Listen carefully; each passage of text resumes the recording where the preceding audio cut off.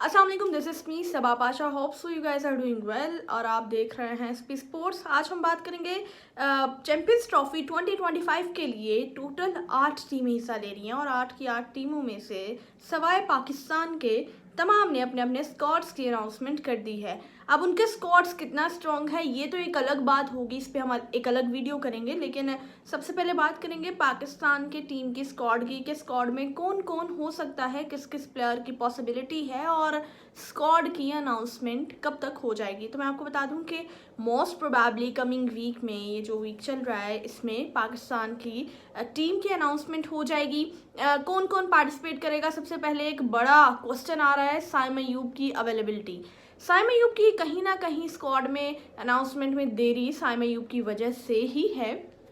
Let me clear you कि अभी तक साइम की सिचुएशन जो है वो क्लियर नहीं हुई है कि वो खेल सकते हैं या नहीं खेल सकते हैं। बिकॉज अगर साइम नहीं पार्टिसिपेट करेंगे तो एक प्रॉपर पाकिस्तान का जो बैटिंग ऑर्डर है वो डिस्टर्ब हो जाएगा। उसकी रीज़न ये है कि ओपनर के तौर पे साइम को खिलाया जाता है, तो कहीं ना कहीं वो एक चीज़ जो है वहाँ से डिस्टर्ब हो जाएगी। बिकॉज उसकी जगह पर अगर देखा जाए तो इमाम एक ऑप्शन है, अब्दुल्ला शफीक एक ऑप्शन है, लेकिन अब्दुल्ला शफीक पे उस तरह से ट्रस्ट नहीं किया जा सकता। No doubt he is a good batter, लेकिन अभी वो अपनी फॉर्म में नहीं है। इस वजह से अब्दुल्ला शफीक पे तो उस तरह से भरोसा नहीं किया जा सकता।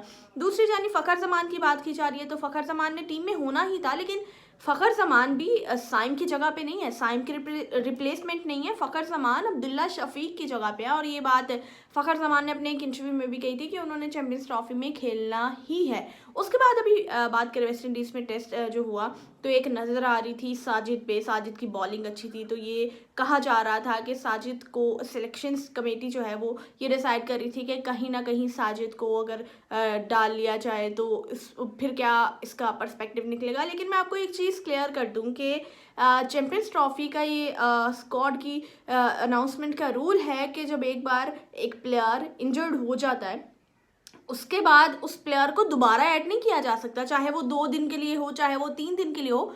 वो प्लेयर दैट आउट हो जाएगा, मतलब उसे दोबारा से स्क्वाड का हिस्सा नहीं बनाया जा सकता।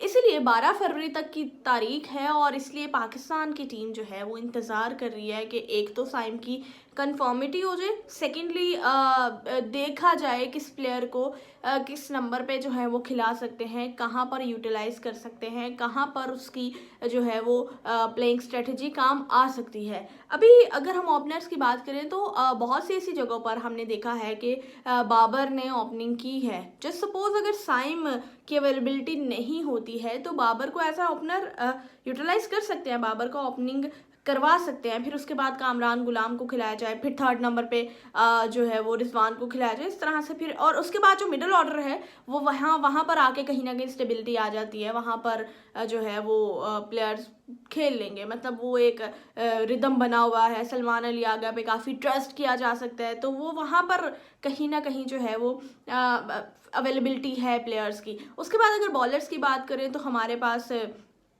शाहीन है, नसीम है, हारिस है, तीनों फास्ट बॉलर्स है। स्पिनर्स की अगर बात की जाए अबरार है हमारे पास है। हाँ, उसामा मीर को ज़रूर ऐड कर सकते हैं, लेकिन सेलेक्टर्स को ये देखना होगा कि उसामा मीर जो है वो कैसा परफॉर्म करेंगे। बॉलिंग में तो स्पिनर में उसामा की जो है वो खिदमात ले सकते हैं, लेकिन कहीं ना कहीं उसामा की बैटिंग कितनी इम्पैक्टफुल रहेगी, ये तमाम फ्लॉस पे जो है वो सोचना पड़ेगा। उसके बाद ही एक अहम स्क्वाड की अनाउंसमेंट करनी पड़ेगी। बिकॉज चैंपियंस ट्रॉफी है और चैंपियंस ट्रॉफी के लिए जो है वो देखभाल के एक एक चीज़ को डिसाइड करना पड़ेगा। तो आप क्या समझ रहे हैं कि कौन से प्लेयर को, मुझे कमेंट में लास्ट में बताइएगा कि कौन कौन से प्लेयर को चैंपियंस ट्रॉफी के स्क्वाड में होना चाहिए, इसमें आपकी क्या राय है। दूसरा, हमें ये दुआ करनी चाहिए कि साइम अयूब का कमबैक हो जाए, साइम अयूब जो है वो रिकवर कर जाए, ताकि ये जो एक ओपनर की एक ग्लिच जहन में बैठा हुआ है कि ओपनर हमारा जो है वो साइम नहीं होगा, उसकी वजह से डिस्टर्बेंस थोड़ी बहुत जो चल रही है, तो कहीं ना कहीं उस पर फिरौन जो है वो चीज़ों को कर सकते हैं। लेकिन बात वही आ जाती है कि हमारे पास एक बैकअप पूल होना चाहिए। अभी ओपनर को लेके बहुत से क्वेश्चन मार्क्स आ रहे हैं, क्यों साइम की जगह कोई ओपनर नहीं है, क्यों सोचना पड़ रहा है, ये तमाम चीज़ों पे बातचीत कर सकते हैं। क्योंकि उसके बाद एक ये भी चीज़ सामने आ रही थी कि ट्राई नेशन सीरीज़ होने वाली है, वहाँ पर प्लेयर्स को ट्राई कर लेना चाहिए और फिर जो अच्छा खेलेगा उसको चैंपियंस ट्रॉफी के स्क्वाड का हिस्सा बना दे। लेकिन जब ट्राई नेशन सीरीज़ होनी है उसमें 12 फरवरी का जो डेट है वो बीच में आ जाएगी, वो गुजर चुकी होगी, तो उसमें हम रिस्क नहीं ले सकते हैं कि ट्राई नेशन सीरीज़ का इंतज़ार करें, वहाँ पे देखें कौन सा प्लेयर अच्छा परफॉर्म कर रहा है, जो परफॉर्म कर रहा है उसे चैंपियंस ट्रॉफी के स्क्वाड में रखें। तो मोस्ट प्रोबेबली अभी कमिंग वीक में जो है वो सिर्फ यही इंतज़ार है कि साइम का कमबैक हो जाए। सिलेक्शन कमेटी जो है वो भरपूर सरजोर के बैठी हुई है, देखते हैं कि किस तरह से डिसीजंस आते हैं, कौन सा स्क्वाड जो है वो अनाउंस होगा। और उम्मीद है जो भी स्क्वाड की अनाउंसमेंट हो वो एक भरपूर स्ट्रॉन्ग स्क्वाड हो, क्योंकि एक बार स्क्वाड की अनाउंसमेंट होगी उसके बाद प्लेयर्स को चेंज करना बहुत ज़्यादा डिफिकल्ट हो जाएगा। तो देखते हैं कि पाकिस्तान की टीम का स्क्वाड जो है वो कौन कौन से प्लेयर्स शामिल होंगे, किस किस को चैंपियंस ट्रॉफी खेलने का मौका मिलेगा और पाकिस्तान का नाम जो है वो रोशन करने का मौका मिलेगा। लेकिन मुझे कमेंट्स में लाजमी बताइए कि आप कौन से प्लेयर को चैंपियंस ट्रॉफी में पाकिस्तान की तरफ से खेलता हुआ देखना चाहते हैं। इंतजार कीजिएगा मेरी अगली वीडियो का। चैनल को सब्सक्राइब करें, वीडियो को लाइक करें, शेयर करें, कमेंट करें, ताकि आपका मेरा साथ बना रहे।